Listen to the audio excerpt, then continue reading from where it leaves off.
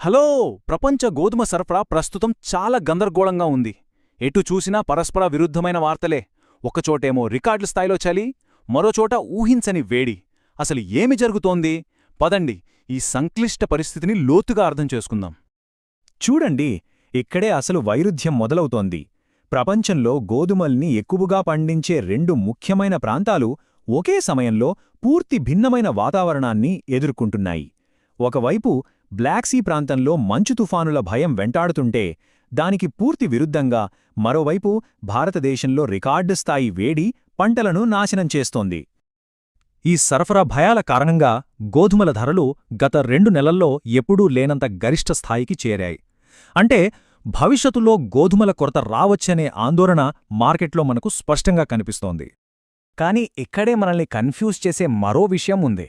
నెలవారీగా ధరలు పెరిగాయని చూశాం కదా, కాని అదే సమయంలో రోజువారీగా చూస్తే ధరలు ఒక్కసారిగా పడిపోయాయి. ఒకేసారి ఇన్ని విరుద్ధమైన విషయాలు ఎలా నిజమవుతాయి? ఇదే ఈరోజు మనం ఛేదించబోయే పజిల్ అన్నమాట. ఈ ధరల హెచ్చుతగ్గులు, ఈ నంబర్లన్నీ చూసి అయోమయంగా అనిపించడం చాలా సహజం. ఈ గందరగోళాన్ని అర్థం చేసుకోవాలంటే మనం ఈ సమస్యను ఒక క్రమపద్ధతిలో విశ్లేషించాలి. అప్పుడే ఈ క్లిష్టమైన చిత్రం మనకు స్పష్టంగా కనిపిస్తుంది. ఒక సంక్లిష్టమైన విషయాన్ని విశ్లేషించడానికి చాలా పద్ధతులుంటాయి. కానీ మన విశ్లేషణను స్పష్టంగా, సులభంగా ఉంచడానికి మనమిక్కడ హైలైట్ చేసిన డీ-ఎక్స్ప్లెయినర్ అనే పద్ధతిని ఉపయోగిద్దాం. ఈ పద్ధతి చాలా సింపుల్. ఒక క్లిష్టమైన అంశాన్ని తీసుకుని మనకు సహజంగా వచ్చే తర్వాటి ప్రశ్నలకు సమాధానాలు వెతుక్కుంటూ ముందుకు వెళ్లడమన్నమాట. ఇలా చేయడం వల్ల ఈ మొత్తం సమస్య మనకు సులభంగా అర్థమవుతుంది. సరే, ఇక మన విశ్లేషణ మొదలుపెట్టేద్దాం. ఈ పజిల్లో మొదటి భాగం అసలు ఈ అస్థిరంగా ఉన్న ధరల కదలికలను లోతుగా పరిశీలించడం. ముందుగా ఇటీవల గోధుమల ధరలో వచ్చిన ఈ ఆకస్మిక తగ్గుదలను చూద్దాం. కేవలం ఒకే రోజులో ధర 1.32% పడిపోయింది. బహుశా మార్కెట్లో లాభాల స్వీకరణ వల్ల ఇలాంటి స్వల్పకాలిక తగ్గుదలలు జరిగి ఉండవచ్చు.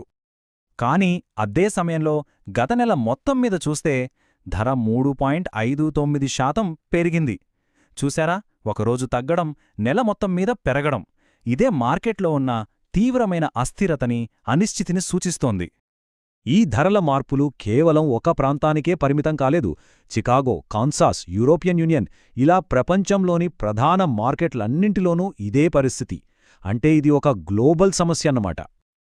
ఓకే, ఇప్పుడు అసలు కారణాల్లోకి వెళ్దాం. ఈ ధరల గందరగోళం అనేది ఒక పెద్ద, ప్రపంచవ్యాప్త సమస్యకు కేవలం ఒక లక్షణం మాత్రం.